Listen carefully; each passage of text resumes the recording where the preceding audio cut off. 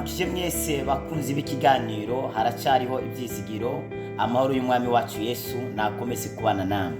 Tugiye gusangira ijambo ry'Imana dusoma mu gitabo cya Yobu ibice byaho 8 turasoma umurongo wa 7. Aravuga ngo kandi nayitangira ryawe ryari ritoya ariko amaherezo yawe uwo kunguka cyane. Ijambo ry'Imana tugiye kuganiraho rifise teme rivuga ngo amaherezo uzakunguka. Amaherezo uzakunguka. Imana yacu ntabwo yigera iraba intango, ariko mu gihe abantu benshi bareba ibintu mu ntango, ariko Imana ntabwo yigera ireba intango, ariko Imana yama ireba iherezo. Imana mu guhamagara umuntu ntabwo yigera ireba ubuzima abayemo mu ntango, ariko Imana yamibona iherezo ry'ubuzima bw'uwo muntu. Sinzi ngene uri kuratangira mu bikorwa byawe uri kurakora, birashoboka ko abantu batari kubakwemera mu ntango y'ubuzima bwawe, ariko we ntucike intege. Amaherezo abantu bazakwemera. Amaherezo wowe utagira ijambo uzagira ijambo. Amaherezo wowe utemewe uno munsi uzakwemerwa ejo. Abantu nibakwana ntuze wiyanye. Abantu nibatagukunda wowe ntuzareke kwikunda. Uzakomeza urugendo rwo gukora ibimatanye n'ubuzima bwawe. Amaherezo ari abantu bazakwemera. Biragoye kwemera Morodekayi akiri umuzamu kw'irembo, biragoye kumuha icyubahiro, biragoye kubaha Morodekayi akiri umuzamu, ariko biroroshe cyane kubaha Morodekayi amaze kuba premier ministre. Ariko rero intango ya Morodekayi bwari ubuzamu, ariko amaherezo ya Morodekayi yabaye umutware, yabaye premier ministre. Biragoye kugira umugenzi nka Morodekayi akiri umuzamu, ariko kandi biranagoye kugira umugenzi Morodekayi amaze kuba premier ministre. Biba bigoye kumwegera. Kunda Morodekayi akiri ku irembo, kunda Dawidi akiri nyuma y'intama, kubera napfa inyuma y'intama akaba umwami bizaba bigoye kumwegera. Intango n'abantu benshi bayemera. Dawidi umuryango wari waramutaye, bari baramutaye mu ishyamba kubera ikintu bari bazi iherezo ry'ubuzima bwe. Nawe iyo aba bantu bazi iherezo ry'ubuzima bwawe baba bakwemera, baba baguha agaciro, baba bagukunda, ariko kubera batazi ejo hazaza hawe baragusuzugura, baragukengera kubera batazi ubuzima bwawe bw'ejo hazaza. Nagira nkubwire n'aba bantu ubona umengo bakomeye uno munsi, ariko bigeze kubaho boroheje. Abantu ubona umenga n'ibihanganye bigeze kubaho ari abantu batazwi, abantu bavugwa cyane ku marezo sosiyo, bazwi bubasi izina, bigeze kubaho batanazwi. Hari imyaka bigeze kubaho batazwi. Abaperezida mu ngo barakomeye, hari imyaka bigeze kubaho atari abaperezida, ari abantu basanzwe. Hari nabo biganye, hari nabo bakubita kumure mu myaka yashize bataraba batware, bakiri batoya, nabo nyene batazi kazoza kabo, n'abavyeyi babo batabizi, ariko Imana yo yari ibizi. Kubera Imana yagarara mu ntango ikavuga ivyiherezo. Imana iratandukanye n'abantu. Abantu baturebera mu myambaro, abantu bakurebera mu myambaro wambaye ariko batazi icyo wambariyeho. Abantu bakurebera muri kahise na kubo ariko batazi kazoza, ariko Imana ikaturebera muri kazoza. Uyu mugabo Yobu yigeze kuba ari umukire akomeye cyane, afite amafaranga. Icyo gihe yari afise abagenzi benshi, ariko nibitangaje birivuga ngo umutunzi agira abagenzi benshi, ariko umworo arangwa kugeza no kumubanyi wiwe. Buriya abantu rero bakunda umukire ntabwo baba bakunda irya shusho ye, ahubwo baba bakunda bijya bintu afite, bijya bintu abahereza. Birivuga ngo umuntu akunda ukunda kugaba, umuntu adakunda kurekura, umuntu adatanga ntabwo abantu bamukunda. Birivuga ngo umworo nawe arangwa kugeza no kumubanyi wiwe. Rero kubera ko umworo yangwa, ni kubera ntacyo afite cyo guhereza abantu kugira ngo abashe kumuzaho. Imana ihabwa icyubahiro. Rero Yobu ibintu bimaze kumuvaho abantu bahise bagenda, ibintu bimaze kumuvaho abantu yasubiye kubabona. Ariko Yobu kugeza igihe n'umugore we aramuta, ariko birambwira ngo amaherezo Yobu yarashumushijwe, asubizwa buri kimwe cyose yari afise. Imana twakurikiye Imana dusenga ni Imana ikura ibintu mu busa. Birangira mu itanguriro rimwe n'isi yari ikiri ubuzima, mu itanguriro rimwe kugera kuri kabiri nta kintu na kimwe cyari kiriho, ariko Imana irayirema iyishyiraho buri kimwe cyose imera nk'uko nawe uri kurayibona. Ibihe n'umuntu yigira agakomeye n'agahambaye, nawe yapfuye mu byondo, nawe yapfuye mu busa. N'umuntu kugira ngo abe umuntu mu nda y'umubyeyi ngo amusame, yinjira ari amazi, yinjira ameze nk'ubuye, ameze nk'amazi, mugabo ako kabuto kameze nk'amazi kakavamo umuntu nkawe uri kuramurikira wavuye mu busa. Rero niyo mpamvu udakwiye gucika intege y'ibyerekeye ubuzima bwawe bw'ejo hazaza. Birashoboka ko uno munsi utemewe, ariko ejo uzakwemerwa. Abatakwemera uno munsi ntubagireho ikibazo. Wewe kora ibikorwa bizatuma abantu bakwemera, kubera abantu bazakwemera atacu uri kurakora. Nimba ari akazi kawe, kora akazi kawe, nturebe ngese barambona gute.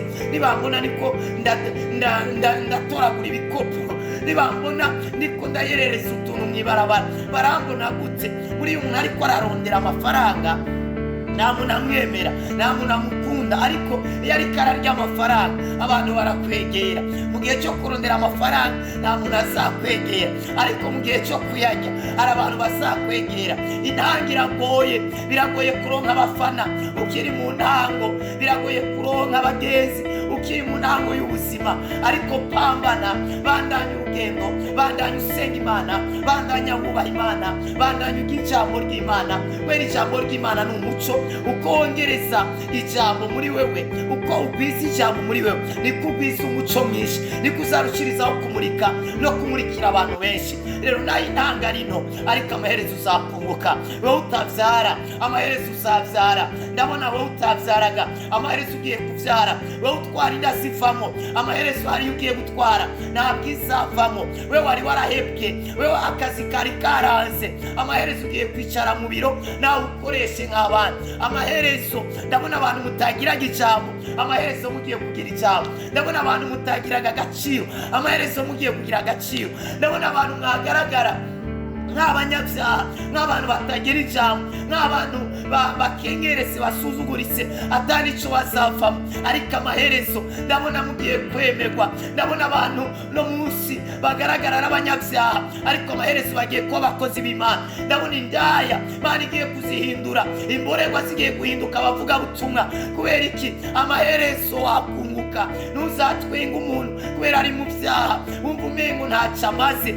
Natwe twavuye kure, nawe wavuye kure. Imana yaraguhinduye, iragukora. No munsi usigaye wibona kandi umengo urasumba abandi. Wisuzugura umuntu utazi, wisuzugura umuntu akiri mu ntango, kubera amaherezo arashobora kuba umuntu adasanzwe. Amaherezo arashobora kuba umuntu akomeye, amaherezo arashobora kuba umuntu ahambaye.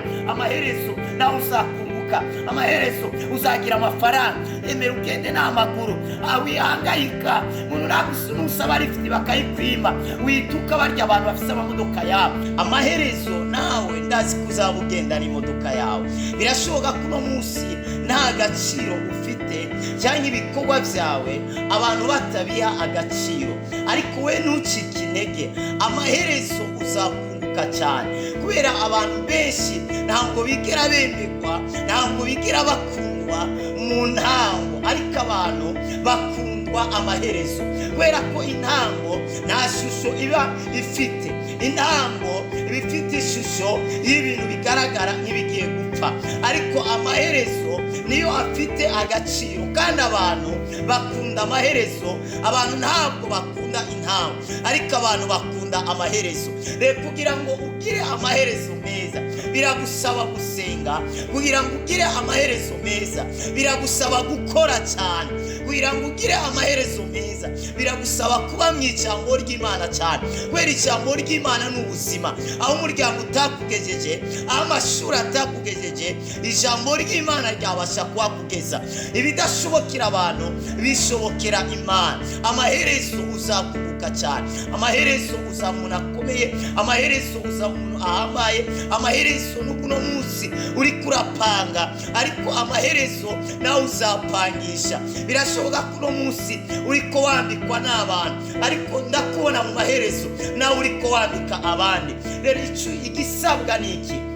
igisabwa ni ugukomeza kwihangana, ni ugukomeza kwihangana, kubera abantu bagera ku bintu bikomeye n'abantu bafise ukwihangana, maze ugasenga hama ugakora, kubera amaherezo ntabwo ari ikintu gikoroka kiva hejuru ngo pum, ariko amaherezo meza arakorerwa, amaherezo meza bisaba kuyabera amaso. Ni byiza kugenda utabona iyo uri kuraja, ariko ukagenda uzi neza iyo uri kuraja. Birashoboka ko uri kuragenda utabona ahantu runaka uri kuragana, ariko ukaba uhazi neza. Rero ndizera nashidikanya ko amaherezo yawe uzabaho ubuzima bwiza bw'agaciro, uzabaho ubuzima bwo kwifuzwa n'abantu bose.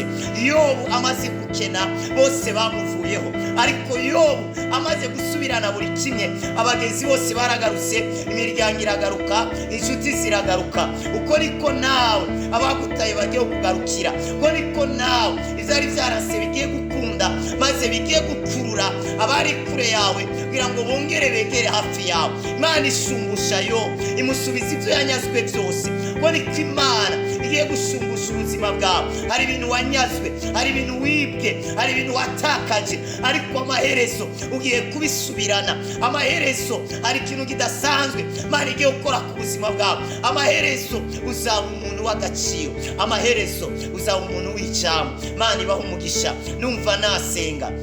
Data, mu izina rya Yesu ndasengeye umwene data. Birashoboka ko intango yabaye nto cyane, birashoboka ko mu ntango ariko arananirwa, arakeneye imbaraga, arakeneye rafo ivuye kuri wewe. Ndasenga ngo uzane amaherezo meza ku buzima bw'uyu mwene data mu izina rya Yesu. Uko washumushije Yobu, bari gushumbusha ubuzima bw'uyu mwene data. Inzira ziyugaye ku buzima bwe ziyugurure mu izina rya Yesu. Amaherezo aho umuntu w'agaciro, amaherezo abo umuntu akomeye, amaherezo agere ku cyo wavuganye nawe mu izina rya Kristo Yesu, amen. Mwarahezagiwe cyane. Wifuza gusengerwa ku mutwaro wari wose, wifuza gushigikira igikorwa cy'Imana, WhatsApp yacu ni iyi +257 65 mwari kumwe na Apostle wa Kristo Glory Shine. Mugire partage, mugire sabone kugira ngo kino kiganiro kizaje kibashikira mu buryo bwiza. Mwakoze gukurikira kino kiganiro, haracyari ivyizigiro gukurikirana kuri channel yacu kandi kabayanyo yitwa Haracyari Ivyizigiro TV. Imana ibaho umugisha.